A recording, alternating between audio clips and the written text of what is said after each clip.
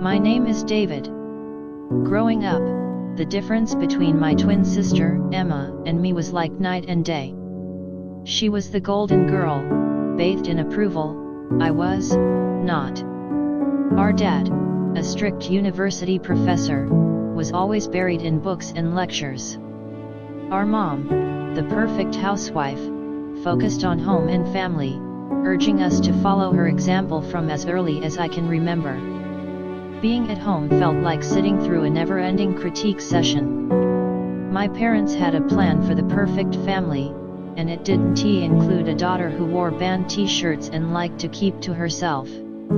David, why can't you be more like your sister, was my mom's favorite line, usually directed at me when I showed up at breakfast with my headphones on, trying to shut out the world. I just don't get why it's so hard for you to put on a nice dress and smile more, Emma would say, flipping her perfect hair over her shoulder. It always felt like she was from a different planet, speaking a language I barely understood. One particularly tough Saturday, as our family got ready for one of Dad's faculty parties, a total bore, but a mandatory event for us, I decided to rebel in the smallest way I knew how. I put on my darkest eyeliner and a pair of boots that definitely did not meet the acceptable standard. "You're not going out like that, are you?" Mom caught me on the stairs, her eyes glaring at my boots as if they were something dirty and offensive. I shrugged, my usual defense. "Don't see why not."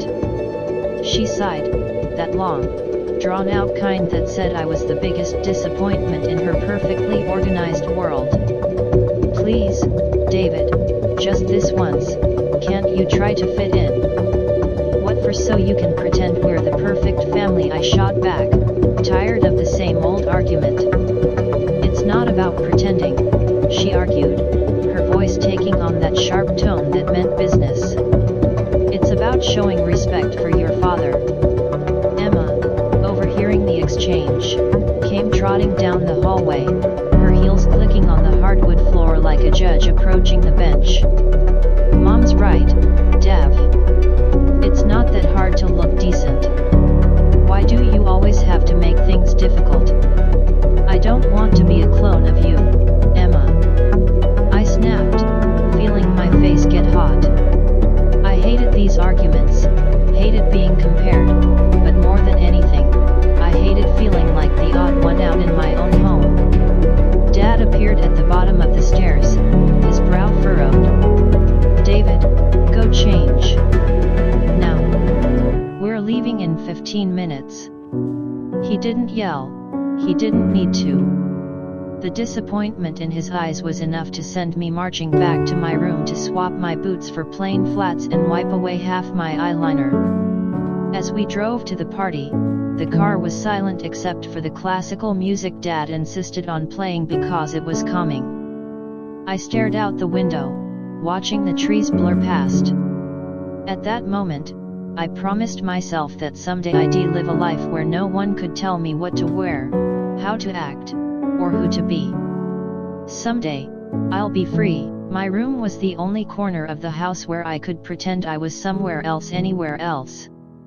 Unlike the rest of the house, which was filled with my parents' carefully curated choices, my room was mine. It wasn't much. What if I don't want friends who are picked for me? What if I want to choose my own friends, choose what I study, or even decide what I want to be? "That's enough, David," Mom said firmly.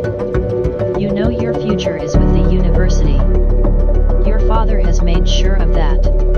And after you graduate, you'll need to start thinking about settling down. We've already discussed this." Settling down. The words felt like a prison sentence. "You mean thinking about being someone else's wife, like Emma? Is that all you think I'm meant for?" Mom's face softened a bit, but her voice stayed firm. "We want what's best for you. Following the path we've set out will give you a good life." "A good life," I repeated, the irony bitter in my mouth. "Is it a good life if it's someone else's idea of good?" No one answered.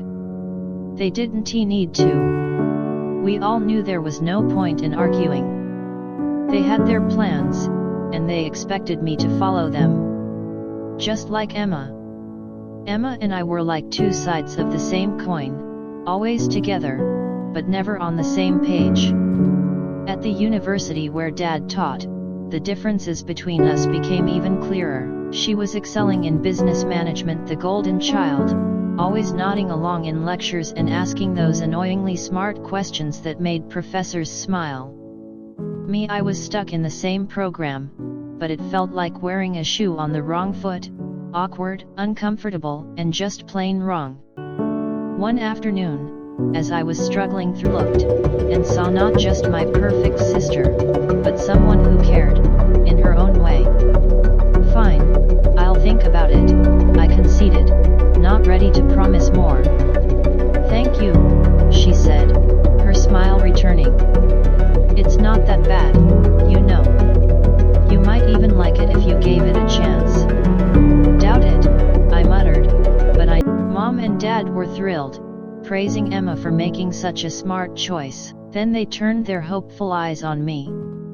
Now, David, it's your turn to find someone suitable, Dad said one evening over dinner, his tone implying my time was running out. Mom nodded enthusiastically, already planning out my life as if it were another one of her well-organized projects.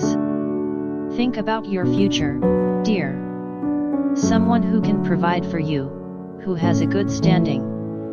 I remember staring at my plate, feeling trapped. Emma's wedding was planned down to the smallest detail by Mom, from the bridesmaid dresses pastel pink, his love for bikes, and his passion for the open road. It was so different from anything I was used to, raw, real, and exhilarating. Don't you get scared living like this? I asked, my voice barely rising above the clatter of plates and chatter around us. Scared, nah. It's thrilling. You never know what's around the corner. Isn't that better than having everything planned out for you? He replied, his eyes lighting up with each word. Over the next few weeks, we met in secret. Each ride on Brian's motorcycle took me further from the life I was supposed to live and closer to the life I wanted. The speed, the adventure, it wasn't just about the thrill. It was about feeling alive. Feeling free. One evening, as we watched the sunset from a secluded overlook, Brian turned to me, his expression serious. David, I don't just ride to escape. I ride to feel alive. To make every moment count. And with you, every moment feels like it's worth something. I leaned into him, my heart beating fast. I've never felt like this before. You make me feel free, Brian. He smiled, pulling me closer. Then let us not go back to just existing. Let us live. Family. The finality in his tone nearly broke my heart.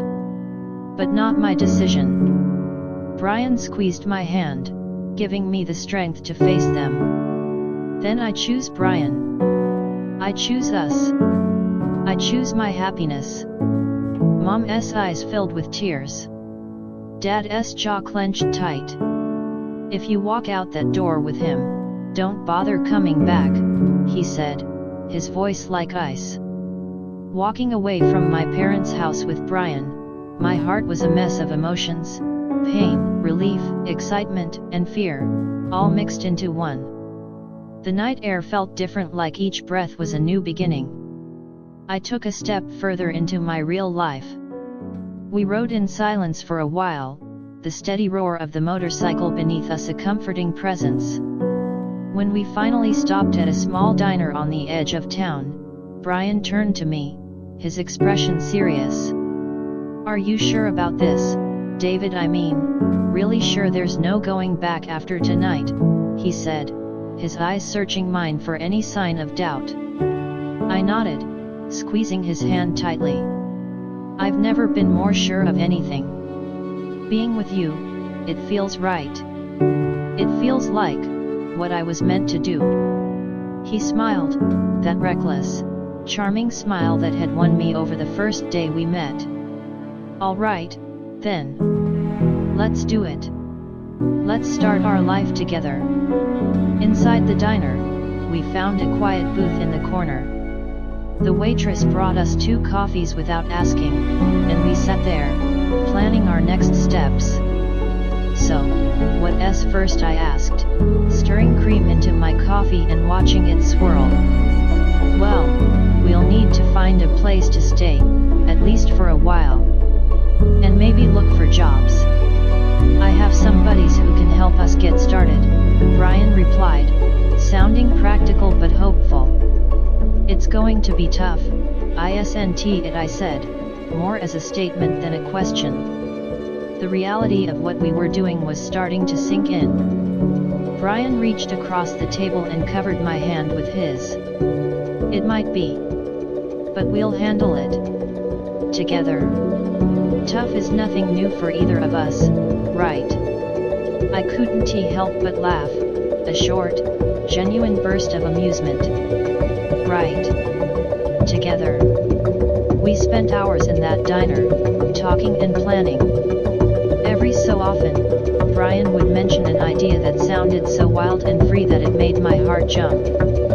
"And maybe, one day, we'll save enough to take that road trip across the country. Just you, me, and the open road." "I like that," I said, allowing myself to dream bigger than I ever had.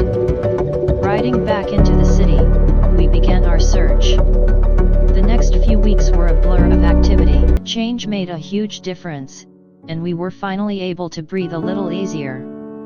We managed to buy a townhouse in a nice area, the kind of place I had always dreamed about but never thought I'd actually live in. I started working as a dispatcher in Brian's company. "How do you want to handle this?" I shook my head, feeling adrift, unsure about everything. "I don't know. I mean, what can I even do? We're not close anymore." He squeezed my hand, his touch speaking volumes. "Whatever you need, I'm here for you. We don't have to figure it all out right now." I decided to wait and see how things unfolded before making any moves. Whatever decision I made, I knew Brian would be by my side, and that gave me the strength to face whatever came next. Life went on. We welcomed a son into our lives, a new beginning for our growing family. My parents never reached out. Part of me grieved for what could have been, but deep down, I knew I had made the right choice for myself, and for my family. Months later, the unexpected happened. I was at work when a familiar car pulled into the parking lot. I hadn't seen my parents in years, and the sight of them stirred up a maelstrom of emotions I thought I had put to rest. They both looked different. The scandal had taken its toll. Mom had lost a lot of weight and seemed frail, her shoulders slumped with defeat. Dad, always so robust and commanding, seemed shrunken, a shadow of the stern man he once was. My mother saw me and rushed over, arms open as if nothing had happened. Always the blunt one, got straight to the point, his voice harsh and bitter. "I was accused unfairly, you know. I went to your sister's husband for help, but that leech wanted a fortune. Your sister sided with him, and now they've kicked us out. We need your help." I stared at them, disbelief and anger swirling inside me. "Help after all these years? They show up and demand help. We have nowhere else to go," Mom said, desperate. "After everything we've done for you," she accused through her tears. I took a deep breath, my decision clear. "No, Mom. I'm not ungrateful. I'm free.